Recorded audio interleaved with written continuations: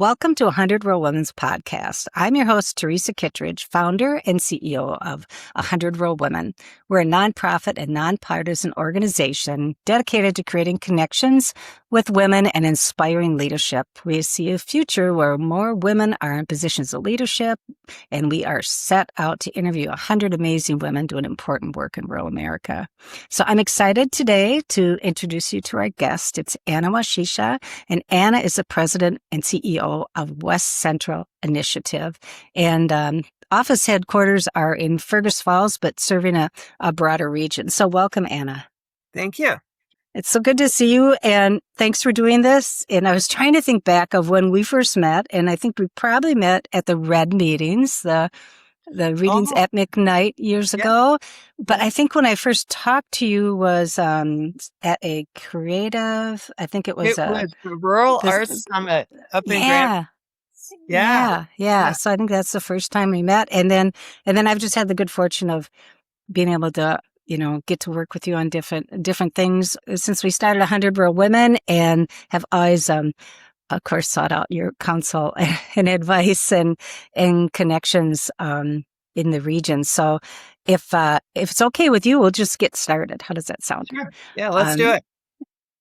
So we like to start out with this question, and I always want to give credit to Heidi Holton, who does community news here in Grand Rapids. She helped me with this first question. So she does a podcast herself, and we had talked about, what's that first question that really can get us into the conversation. And so the question is, can you share a lesson or a learning that you had from, say, a grandmother or another older influential woman in your life? Sure. I appreciated getting the questions a little bit ahead of time, although I didn't study them very closely, and I'm certainly not prepared to take a blue book exam on all of them. First one, it's the first thing I read, so I thought about it, and I thought, I was in a family where my father worked for the 3M company. We moved all the time, so I only saw my grandparents occasionally, in the summer. Although I did see my grandmother more frequently because she was widowed, and my grandfather worked for the railroad. And at the time, a lifetime benefit of being a railroad employee was you had a pass and you could go anywhere on the train. Oh. She would come and visit us wherever we were. So when I was thinking about it, it really wasn't grandmother's. My poor mother had to stand in and do everything because she didn't have a mother or a mother-in-law to call in to help with the 4 kids in our family. It was the nuns in Catholic school. And then as I thought about that, it's like a window into what that was like to go to. I went to an all-girls high school in St. Louis, but I went to Catholic grade schools, and throughout it was the Carondelet nuns, who have a mother house here in St. Paul. But at that time it was in St. Louis. The Ursulines were in Kentucky. I mean, there were a lot of orders of nuns, and I had a great aunt who was a member of the Franciscan Sisters, where their mother house is in Little Falls at St. Gabriel's. Mm-hmm. And they were healthcare nuns, nurses, and they were like the first feminists in a way. And certainly what I learned from them is you can do anything, and you can learn anything, and you better work hard, because we're going to make you master all this crazy stuff, like the 120 possible endings to any word in Latin, any verb. And, don't cry about how hard it is. Hard work is good for you. It builds character. And so, I'm grateful that I had that experience. And later in life, when I had a daughter, she was looking at colleges, and she ended up at Mount Holyoke. And Mount Holyoke in Massachusetts had a whole lot of things she was interested in, including African studies. But she was trepidatious about it being an all-women's college. And so she went in nervous about that and came out a really strong woman who can do anything and learn anything and not cry about it being hard, but just knuckle down and be successful. So I'm glad that she had that experience, and more people won't have that experience. And, maybe we've lost something by, having everything be coeducational. Yeah, it's just so interesting. That's what I love about this podcast. So very similar experience to me. So Catholic school, all girls high school, Mankato, and mother home of the Sisters of Notre Dame. So I think back on that, and of course, me in high school, probably that Trouble with Angels kids, but it's like I think of some of the sisters, and that's what I loved about I mean, I look back now and they'd all say, you're going to look back someday and blah, blah, blah. And I'd be like, oh, whatever, sister. But that's where I mean, from the time I was little, I sort of challenged women's roles. Like, what the heck's going on here? You know, the women are doing the work. They aren't leading. Here we have these nuns who are leading the school. And I always, you know, this is sort of like a standard thing for me, but it's like, okay, father's driving around the new Chevy with golf clubs in the trunk and 25 nuns are sharing an old beater station wagon. I'd be like, what's up with this? What's up with this? So I was always challenging because I was like, these nuns were amazing, but we played every sport. I mean, they made sure that we played every sport. They would load us in buses. We went to every church, synagogue, you name it. They would drive. We were close enough to Minneapolis. So they'd drive us up. They wanted us to have these experiences. We had an amazing curriculum. We were just super, super lucky. And it was an international boarding school. So in Mankato, I never would have met anybody really different than me if I wouldn't have gone to that school. So I went to school with kids from all over the world. It was an amazing experience. At the time, I was like, what the heck? But now I look back, it's so amazing. And my parents wanted me to go to St. Scholastica. I'm like, I'm not going to all girls college, but I hear you now, university with your daughter, that probably would have been a good experience. Well, how incredible. How incredible is that? Yeah, we have a lot of commonalities. Some of those hero nuns. I had a nun that she just sort of like the kids that pushed the envelope a little bit. We stayed friends for many, many years. Well, I know you're working in rural now, living in rural. Tell us a little bit about your connection to rural America. Well, I mean, my mother had grown up on a farm outside of Perham, and in the summer we would come here. My dad traveled a lot for 3M, so she threw us in the car and drove us up here. And I always resented Iowa because it was this huge state in between home where we were living mostly in Missouri and the northern parts of Minnesota. But it was still a working farm at that point, and it was an expression, I think, of the kind of difficulty of being a farmer, and at the same time the joy of being in the Lakes District, which is where Otter Tail County, which is where that farm was.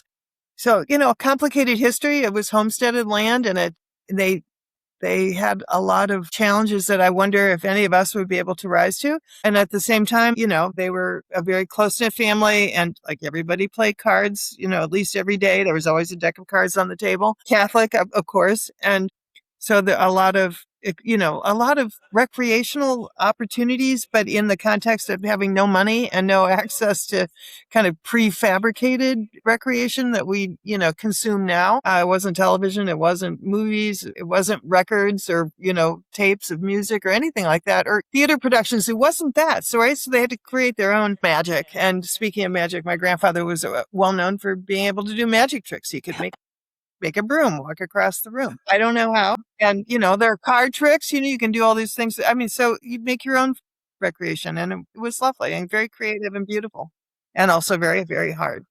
Yeah. Absolutely. Tell us a little bit about your journey to West Central. What was your journey to come here?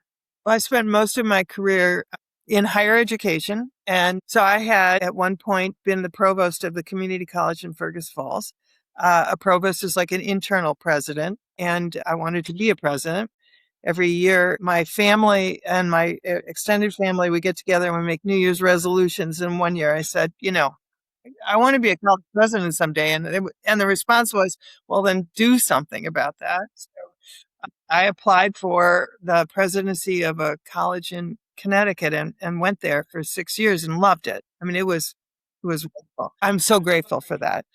And then a friend of mine who I had known and worked alongside in Fergus Falls called me and said they're looking for a president of West Central Initiative. And I had, you know, I'd been like on an advisory committee for that organization, but I didn't know a lot about what it really did. And so I looked into it and applied and got the job and moved back. And I'm really grateful that I did. And I can make sense of that arc of my career.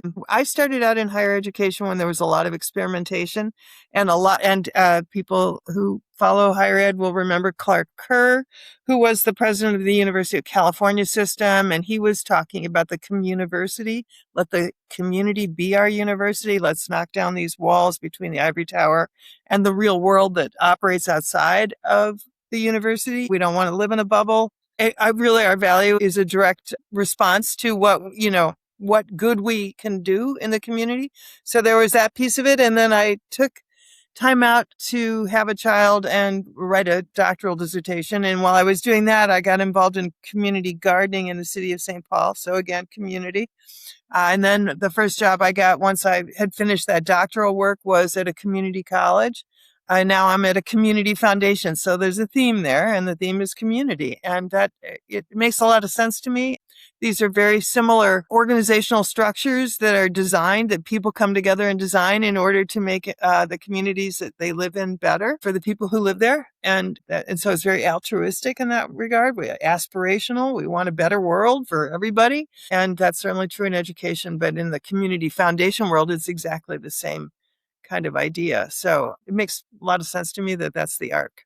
Yeah, when I think about West Central too, can you talk a little bit about the work you do? And you have a unique model, I mean, compared to your other fellow initiative foundations. Could you talk a little bit about that? Sure. Well, there are 6 of us altogether, created by the McKnight Foundation in the 1980s to respond to the farm crisis in a great, vast area in Minnesota, but also timber and mining in the northern regions. There was just a lot of economic upheaval. I think they were just incredibly prescient in the sense that they recognized the interdependence of the economy and the society and the culture and the politics in the state between the metro area and the communities in rural Minnesota, outstate, greater Minnesota. And rather than send grants out thinking, well, that would help, kind of set right the ship that was faltering at that point, they decided to create these foundations. And so we cover, all 6 of us collectively, we cover 80 of the 87 counties, everything but the 7-county metro area. And my region is 9 counties, kind of along the Highway 94 and Highway 10 corridor, kind of dead center, West Central, as the name implies. And we started out as a community foundation. I think one of their hypotheses was that there was a philanthropic undercurrent and there is, I think, in every community. People want to somehow contribute. Sometimes it's with dollars, and sometimes it's with their volunteer hours, and sometimes it's just their kind of serendipitous stepping in when something needs to happen and they take care of it. So there's that generosity of spirit. So I think McKnight also believed that not only could they, lend some charitable dollars and resources to help in greater Minnesota, but that it would awaken this philanthropic energy among all the people. And that has really turned out to be true. In fact, so what does my organization do? So just there are like 3 big buckets. One is operates just like a very traditional foundation in the sense that we raise money or we help other people raise money and we distribute it as grants.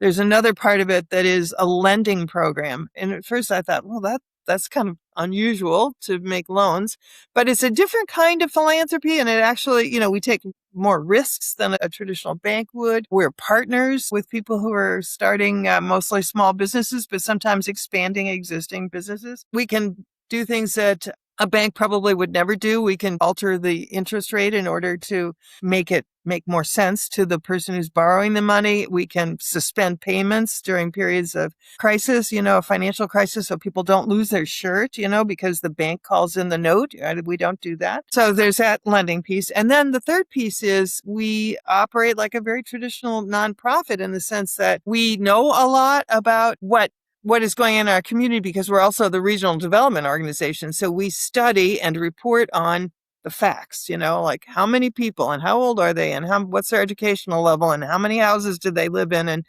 where, what's the age of the average age of the school buildings that the children are enrolling in and all these things. So we have that piece, and then knowing that and knowing what we learn from the lending and what we learn from the granting, we operate projects or initiatives. And in the last 10 years or so, we've focused a lot on climate and sustainability as one area, rural belonging and inclusion, a lot of it related to declines in population in rural areas. We're roughly the same generation, right? And so here's one of my hypotheses about how America, the United States, became number 1 in the global economy is the baby boom. You have a lot of people, you have a lot of social capital, you have human capital, all this capital that gets turned into the greatest good, and it creates wealth and a stronger, more vital society as a result. So we needed people. So that's that piece of enlightened self-interest where we want people to live in our communities, work in our communities, and participate in civil society.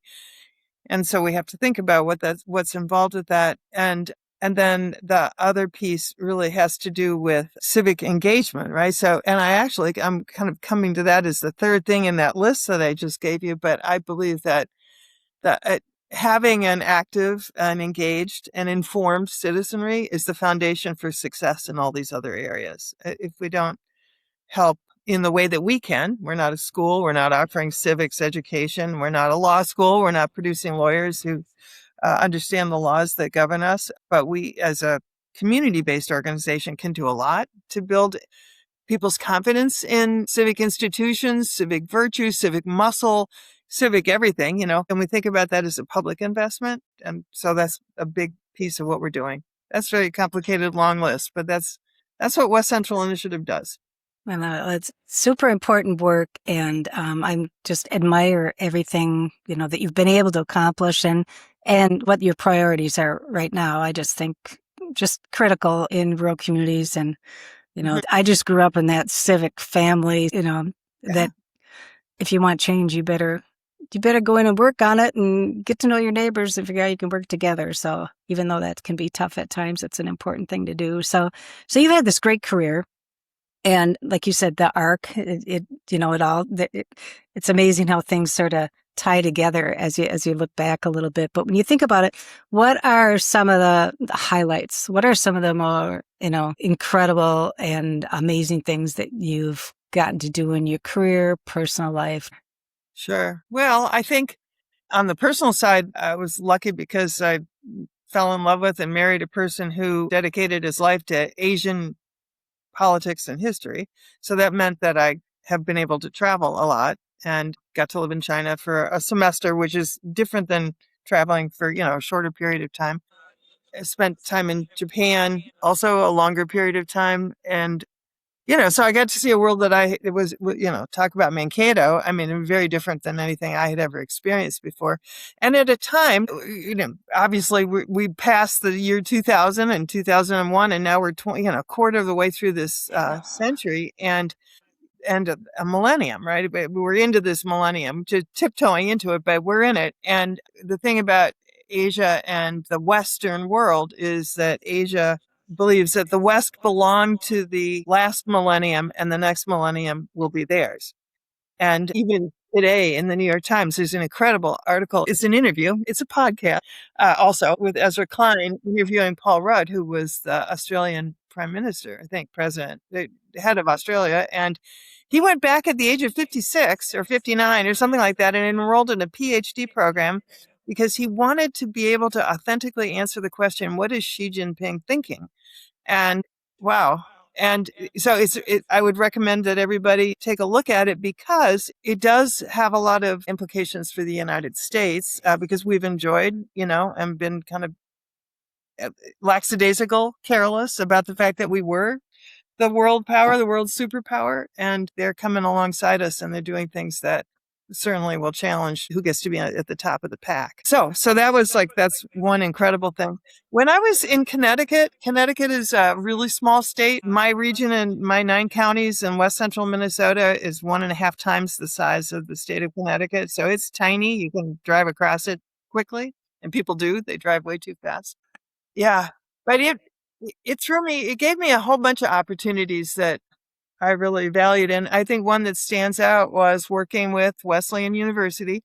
Their president, Michael Roth, is a brilliant human being who thinks deeply about the importance of having an educated citizenry, as do I. Share all those values with him. Wesleyan is called a little Ivy. It's not the Ivy League, but it's a highly selective institution that has graduated a lot of people that we know about now, including the governor and senator in Colorado, Bennett and Hickenlooper, and Lin-Manuel Miranda. It's just been an incredible place, right? So, and I'm the president of this community college kind of down the road from there. And their students had said to their administration, we have to do something about prison education. This is not reform. It's not corrections. We're just putting people in holding pens and it's the carceral state. And So they agreed, okay. And they also said, we're not going to take money from our operating budget to run this. So we're going to have to find the money, and you're going to have to find the money, and we're going to do it. So they had this Center for Prison Education, and there's a lot of prisons in Connecticut. And they wanted their students to be able to earn a degree at some point. And the way that higher education is controlled, an institution that offers a baccalaureate cannot just willy-nilly offer an associate's degree. You have to be accredited to do that. They were not accredited to offer an associate's degree. We were. Michael asked if we would want to work with them on that project, and we did. And now there are many people who have come through the program, which is prison-based, and have earned associate's degrees. And then some have gone on to graduate from Wesleyan, but they've gone lots of other places as well. And their lives have been totally changed because education makes you free, and education and knowledge is power.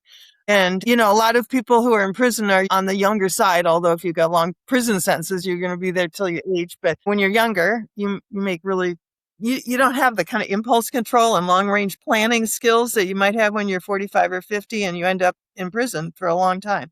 So why do I bring this up? I bring it up because, I was a literature person in college myself. I loved Franz Kafka. I read Solzhenitsyn and Dostoevsky, and I had imagined through reading what it would be like to be in prison. But once we started helping out with this program, my faculty were teaching basic courses in mathematics and composition and things like that.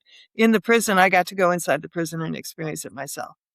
And I have said to everybody I've ever met, oh my heavens, if our college students at Middlesex Community College, Wesleyan University, wherever, if they were as engaged and involved in learning as these prisoners were, life would be completely different. They can't be on their cell phones, playing games and falling asleep in the back of class and getting ready for the football practice in the afternoon. That is their life. And they are entrusted with this privilege. And if they lose it for the whole prison, which would be very bad for them. And I used to always say, and I really believe this, everybody can learn calculus. If you were on a desert island and the only thing you had was a good tutor and a math book, you could figure out calculus. So don't tell me you can't figure this out. And here are these, it was a men's prison. Here are these men who are reading like Franz Kafka, and they could penetrate and examine what Kafka wrote in ways that were so revealing and insightful and brilliant that, prisoners are no different than you and me. They just made really bad mistakes. They got caught, they got sentenced, and then now they've been normed and socialized in this terrible environment that kind of rubs out, buffs off their own individuality and identifies them only as a prisoner and a miscreant and somebody who's offended. And so it changed my life. It totally changed my life. So, and I felt like, wow, I can feel like I did something really important there by helping with that. Yeah. Wow, what an experience. And when you talk about Wesleyan too, I know another Wesleyan superstar, former Congresswoman Joanne Emerson from Missouri, from the Boot Hill. I had the great opportunity to work with her in DC. She was the co-chair of the Rural Caucus, so she's just amazing. But I think of these different people in DC that I know that went to Wesleyan. So amazing. And what a project. Oh my gosh. So when you think about this and all the things you've done, when you were young, did you know what you wanted to do? Is this something that you saw? Did you have a goal as a kid of what you wanted to do, or did you see a vision of where you were going to go? I thought I was going to do a zillion different things, but I've been thinking about, because you went to Catholic school, I went to Catholic school. One of the things, my great aunt, Sister Mary Helena, was one of 11 children, and it was in an era when Catholic families expected that at least one of their children would enter the clergy one way or the other. That was kind of what you gave back to keep your religion going, right? You got to staff it somehow. Somebody's got to be a priest. Somebody's got to be a nun. Everybody can be. We used to set out the vestments, the girls in my school. The boys were all the boys. We were in the choir because somebody's got to sing at the funerals, all that stuff. And mom would be the organist, right? Everybody gave to keep that religion going. And I think that translates to, like at Wesleyan, the expectation is, what are you going to do to make this world a better place? And so I think my my own family was like, well, what are you going to do? Like, where are you going to volunteer? Where are you going to pitch in? And then, what are you good at? Right. Because it's helpful if you're good at whatever it is you're going to pitch in on doing. And yeah, so I mean, I think, I thought I thought I was going to be a nun. I thought I was going to be a teacher. I thought I was going to be a lawyer. One thing is that there was, and I can quote this with some confidence, in the period of time when I was growing up and figuring out some kind of career path for myself, women were really limited to, I think it was 7 or 9 occupations: a stewardess, teacher, nurse, mother, housekeeper, secretary, and everything else was off limits. And so when you lift that cap and you say, okay, as I said to my daughter repeatedly when she was little, you could be a Supreme Court justice. And she was like, no, I don't want to do that. And it's like, no, but you could do it. And then, my spouse's surname is Kagan. And Elena Kagan got named to the Supreme Court. And I called my daughter and said, now there could be 2. There's still time. You could go to law school.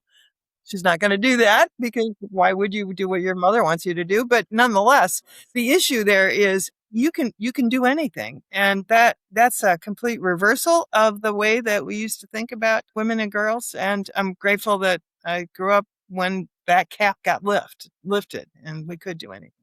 Yeah. And then big models for that, right? They were, you can do anything, and you need to be involved in your community, and you need to help.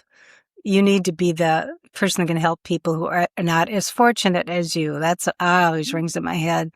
Yeah. With the nuns, and that's just sort of the church I knew was growing up. It was about helping others and helping your community, and it's interesting to think about that environment. And I also was lucky too. I had parents that were like, you can do anything. You can do anything. So it's super, super lucky. And so you've got a busy life. I know you're super busy with the foundation.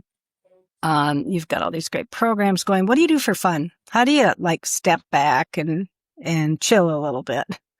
There are really just a few things left anymore. I'm a gardener. I love to cook, and I like to swim. And so, there are good things, and I like to think they're all good things about the way that we change in our life. And I used to be an avid reader of fiction, and I'm really not very interested in it anymore. Now I'm trying to what I read, and you could think of it as recreation, but it's like a busman's holiday, is books on democracy. I've been reading Democracy's Discontent. I'm so intrigued by what our idea was of democracy. It's not just me, it's the whole country is thinking about 250th anniversary. But, and then how did we get here, and what happened, and where can we go from here? And I also think it's important to set down some markers. So at West Central, we produced this pamphlet called Common Sense, modeled on Thomas Paine's Common Sense. But it was proceedings from a conference we held last October at the University of Minnesota Morris. And it's a collection of short essays by people from all kinds of different sectors, like, health and community development and, climate science and things like that. And talking about, positive rural vision, and trying to kind of decode what all of them thought in a way that made sense, so that we could build a little theory about rural democracy. What are the fundamentals of it, so that we can, improve it. Not perpetuate it. That would be important. And then improve it. And you can read polls every day of your life and see that people are no longer confident in our institutions, and doubtful that our leaders have our best interests at heart, and, feeling kind of grim about the future. And I think that I try to remind myself to have, the kind of humility. It's like we are a speck in a speck of time in this massive universe. And we certainly don't have time to give up or lose hope. This is, I'm going to harken. My theme today is going to be nuns. And, they would you can't give up. You got to believe, right? And you got to have hope. And hope, charity for all and all those things are really incredibly important. And I just to extend that thought a little bit further, in a moment with artificial intelligence and this incredible explosion of the technology in our lives, much of it wonderful, some of it a little bit scary and harrowing. It's all the more important, I think, to lift up how we have things that artificial intelligence will never have, including like envy and jealousy and self-pity and love and all these things, the virtues, the values of being human, and that how important that is. And we can't lose sight of that. I mean, that is the thing that will make technology work or not work, is our understanding of ourselves and humanity, I think. Yeah, and just to build on that a little bit, when you think about, I mean, we're living in a pretty chaotic world, and I love that you're reading about democracy, and and we need to know our history. And Mhm. when you think about the future, what gives you hope? How do you stay positive? Well, I mean, what gives me hope is that knowing what I know, which is not a lot, but about the experience of human beings on this earth. So here we go. Here's another one. There is a film coming out this summer called The Odyssey. And I think most people of my generation, anyway, read the Iliad and the Odyssey in high school. I was, of course, had to study Latin because that's none, and French, but the nuns insisted that you know Latin. And so there was also Virgil's Aeneid, which is essentially the same story.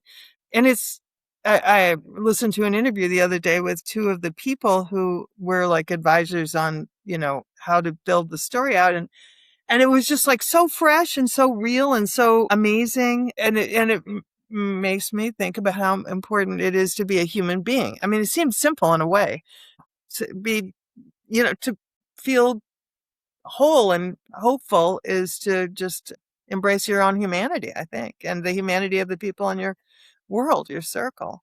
And I think one of the questions you wanted to ask me was, what advice would you give to rural women? Well, first of all, I suppose 1,000 things, and then, everybody's got to find their own path. But what I think for me has been to learn to be a friend and to be a good neighbor and a family member. It is those things that will see us through, I think. And then the rest of it is, helpful and sometimes super critical, like which pedal on the floor of your car is the gas and which is the brake. So you got to know these things. But just understanding how important we are as sentient human beings, that's incredibly important to me. Yeah, and when you think about that, just sort of so advice just dovetails into another question we had too, is like, what advice would you give your younger self, and what advice would you give a younger woman trying to navigate in rural right now? Yeah. Yeah. I think it's tough. I mean, so give yourself, I think the expression these days is grace, but give yourself some space for all of that. I hope that all people certainly, but women and young women don't get knocked off their game by the events of their lives and what goes on around them, to feel, I mean, security and confidence, self-confidence is also extraordinarily important. And it's so easy to rob that from someone, I mean, berate them, belittle them, criticize them. I guess, those are some of the other elements of being a human being. It's like, you compare and contrast. I'm not like, whatever. And so I feel like less and I feel insecure. And you need to surround yourself with people who will also create that strength and that bond, and know that you're going to make it. And what is that term that unconditional love? You give yourself some unconditional love too. I think that's incredibly important. So yeah. No, absolutely. And I know you do this every day, but can you share a little bit about how you think we can better support rural women? I mean, I know you just touched on that a little bit, but are there any specific things that you could share that you see would be important for Yeah, folks to I support? I think there are a million different ways to connect with women around things that we care about. And so my daughter had a baby 17 months ago, something like that. Oh, fun. Okay. Perfect, yeah. Young mothers get together and they bond over, everything, passing clothes through. Is this right? Is this what's supposed to happen? And sharing ideas and advice, book clubs and trivia nights. And, with my friends, we do talk a lot about what we're reading.